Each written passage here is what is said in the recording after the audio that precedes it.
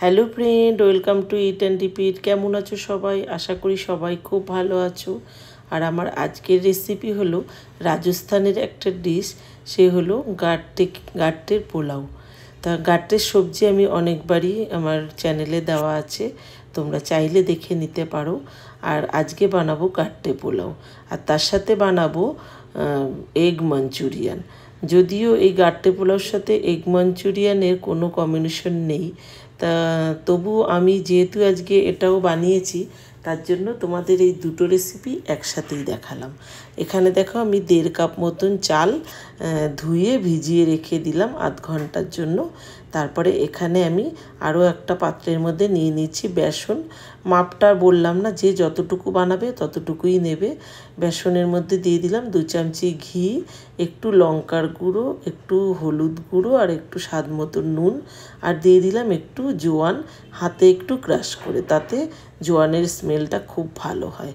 আর একটু দিয়ে দিলাম কিন্তু আমি বেকিং পাউডার, একটু গাট্টেটা ফোলার জন্য। আর একদম জল কম, একদম ছিটিয়ে ছিটিয়ে এইভাবে জল দিয়ে মাপ। আর দেখো এই কাপটার আমি 1 কাপ জল নিয়েছি, আমার হাফ কাপও জল কিন্তু লাগেনি। একদমই অল্প জলে কিন্তু বেসনটাকে মাখতে হয়, একটু শক্ত শক্ত করেই রাখতে হয়। আর এদিকে মঞ্চুরিয়ান বানানোর জন্য বাঁধাকপি নিয়ে নিয়েছি, আর বাঁধাকপি তো মঞ্চুরিয়ানের মাস্ট দিতেই হবে। এখানে কিছুটা মাঞ্চুরিয়ানের জন্য বড় বড় করে কেটে নিয়েছি, আর কিছুটা একদম ঝিরিঝিরি করে কেটে রেখেছি গ্রেভিটার জন্য।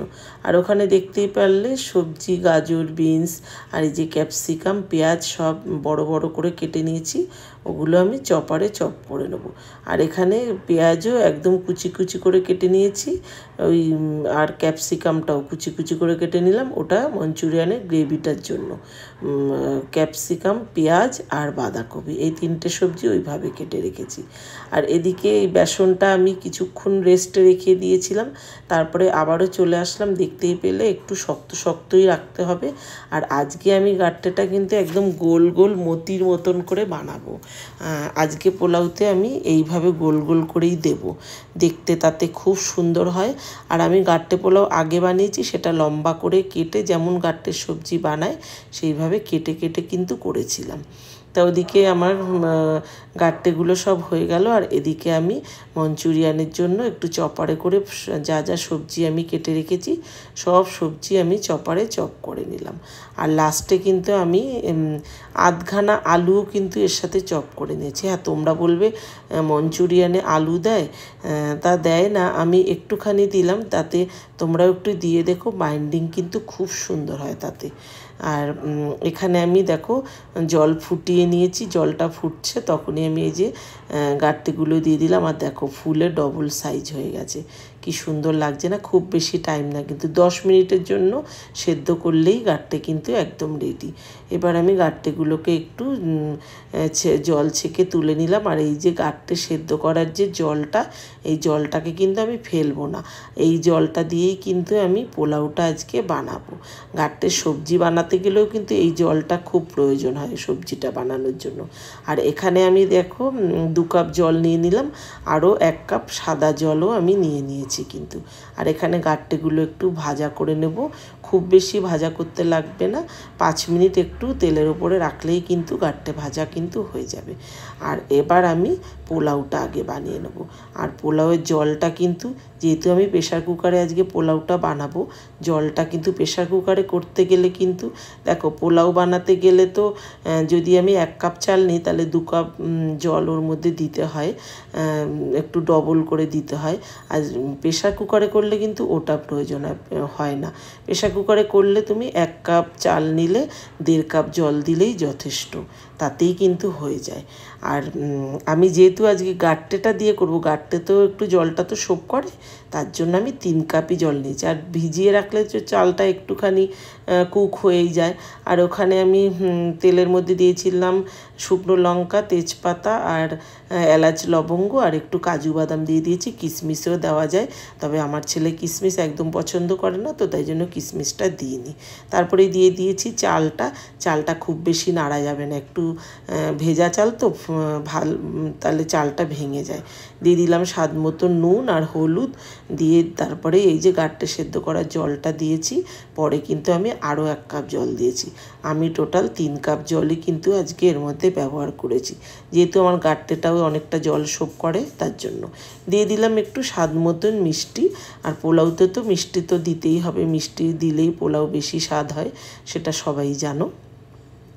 তা এখানে এটা নাড়িয়ে চাড়িয়ে নিলাম, চালটাকে পুরো এক জায়গায় করে নিলাম পুরোটাই। তারপরে এই যে গাঁট্টেগুলোকেও কিন্তু আমি দিয়ে দিলাম। বারবার বলছি বন্ধুরা, যদি সসপ্যান বা কড়াইতে করো তাহলেই জলটা ডবল দেবে, প্রেশার কুকারে করলে কিন্তু একদমই ডবল দেবে না, তাহলে কিন্তু একদম চালটা কিন্তু একদম গলে যাবে। আর আমি যেহেতু গাঁট্টে দিয়েছি বলেই ডবল দিলাম, আমি কিন্তু বারবার তোমাদের বলছি।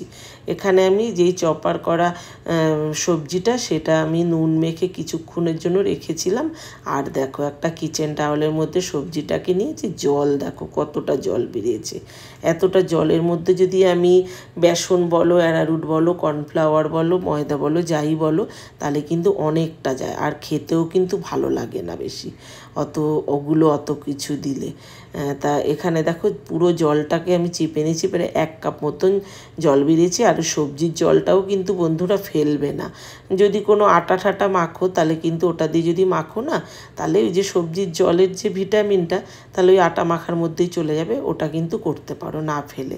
আর এদিকে দেখো প্রেশার কুকারে সিটিও পড়ে গেল, 3টে সিটি দিয়ে আমি নামিয়ে রেখেছি। আর এখানে এবার দেখো আমি ডিমটাকে গ্রেট করে দিচ্ছি। 4টে ডিম আমি সেদ্ধ করে রেখেছিলাম, 4টে ডিম, সেটাই আমি গ্রেট করে দিচ্ছি। আর মঞ্চুরিয়ান তো তোমরা ভেজ মঞ্চুরিয়ান আর চিকেন মঞ্চুরিয়ান অনেক রকমের খেয়েছো, একবার কিন্তু এগ মঞ্চুরিয়ান বানিয়ে দেখো, দুর্দান্ত হয় খেতে। দিয়ে দিলাম একটু স্বাদ মতো নুন, তারপরে নুনটা একটু অল্প করেই দেবে, সবজিতেও তো আগে নুন মাখিয়ে রেখেছিলাম। নুন দিলাম, একটু লঙ্কার গুঁড়ো, গোলমরিচের গুঁড়ো, আর দিয়ে দিলাম আদা রসুনের পেস্ট। দিয়ে এটাকে এবার আমি একটু আমার আজকে কর্নফ্লাওয়ারটা নিয়ে একটু অ্যারারুট ছিল ঘরে, অ্যারারুটটা দিয়ে আমি করছি। কর্নফ্লাওয়ারও কিন্তু দিতে পারো, একটু ময়দা দিলেও বাইন্ডিংটা কিন্তু খুব ভালো হয়।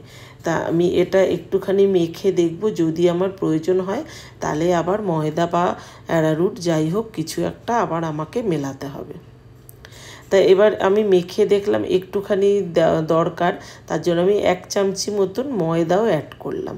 তা ময়দাটা দিলেও কিন্তু বাইন্ডিং খুব সুন্দর আসে। এবার খুব ভালো করে মেখে তারপরে আমি মঞ্চুরিয়ানের বলগুলো গড়ে নেব। হাতে একটু তেল মেখে নিলাম। এবার আমি মঞ্চুরিয়ানটাকে বানিয়ে নিই। আর মঞ্চুরিয়ান তো অ্যাকচুয়ালি এরকম গোল বলের মতনই হয়, তবে আজকে আমি আর বলের মতন করলাম না, একটু চ্যাপটা করে দিয়েছি, একদম হালকা করে, একটু হাতটা দিয়ে একটু চ্যাপটা করে দিয়েছি। তাতে কি হয় বলো তো, ভেতরে কুকটা কিন্তু খুব ভালো হয়। আর ওই ভাজা করলে কি হয় বলো তো, আগে ওপর থেকে ভাজা হয়ে যায়, ভেতর থেকে ঠিকঠাক কুক কিন্তু হয় না। তার জন্য একটু এরকম চ্যাপটা করে দেবে, দেখবে খুব সুন্দর তাতে কুক হয়। এখানে ওই তেলের মধ্যেই, যেই তেলে আমি গাঁট্টেটা ভেজেছিলাম সেই তেলটার মধ্যেই একটুখানি দিয়ে দেখলাম তেল গরম হয়েছে কি না। তারপরে আমি এই যে মঞ্চুরিয়ানের বলগুলো দিয়ে দিলাম। তা একটু খুব বেশি টাইম লাগে না। তা দেখো আমার একটুখানি কিন্তু ভাজা এই 2-3টে বেশি হয়ে গেছে। ওদিকে একটু কাজে ব্যস্ত ছিলাম, তার জন্য এটা উল্টানো হয়নি। তা একটু কম করেই কিন্তু ভাজবে। তা আমার প্রথমটা একটু এরম হয়েছে, পরেরগুলো আমি ঠিকঠাক করেই ভেজেছি। তো এইগুলোকে তুলে নিলাম। এবার প্রত্যেকটা মঞ্চুরিয়ান বল আমি এইভাবে ভাজা করে নেব।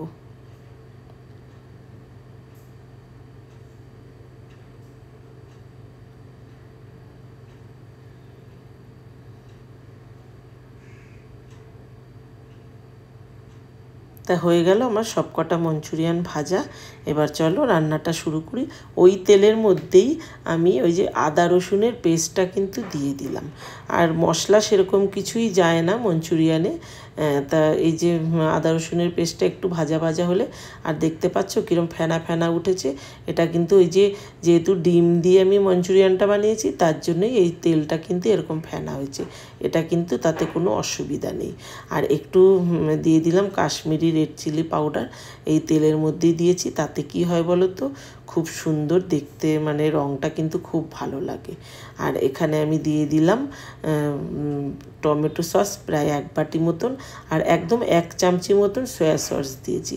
একটু ডার্ক সয়া সস এটা, তার জন্য কম দিয়েছি। আর সয়া সসটা সবসময় কিন্তু একটু বুঝেই দিতে হয় বন্ধুরা, নাহলে কিন্তু একদম তেতো হয়ে যায়। আর এখানে কাঁচা লঙ্কা কুচিয়ে দিয়ে দিলাম, তারপরে এই সবজিগুলোও দিয়ে দিলাম, স্বাদ মতো নুনও কিন্তু আমি দিয়ে দিয়েছি। এগুলোকে একটু নাড়াচাড়া করে নিলাম। তা খুব বেশি সেদ্ধ করার দরকার নেই, একটু ক্রাঞ্চি ক্রাঞ্চি সবজিটা থাকলে তবেই কিন্তু বেশি ভালো লাগে। আর এই সবজিটা কিন্তু মঞ্চুরিয়ানের গ্রেভিতে অবশ্যই দিতে হয়। তা এখানে হয়ে গেল, তারপরে আমি জলটাও দিয়ে দিলাম। তারপরে একটু নুন মিষ্টিটা দেখে নেবে, যদি মনে হয় একটু দিতে হবে কিছু তাহলে দিতে পারো মিষ্টি, বা আমি মিষ্টিটা এখনও দিইনি, এই যে এখন দিলাম মিষ্টিটা। আসলে টমেটো সসটা দেওয়ার পরে একটু দেখতে হয় মিষ্টি, টমেটো সসেও তো অনেকটা মিষ্টি থাকে। আর এখানে আমি 1 চামচি কর্নফ্লাওয়ার একটু গুলে নিয়েছি, সেটা আমি দিয়ে দিলাম। ঝোলটা ফুটে গেলেই কিন্তু এটা দিতে হবে।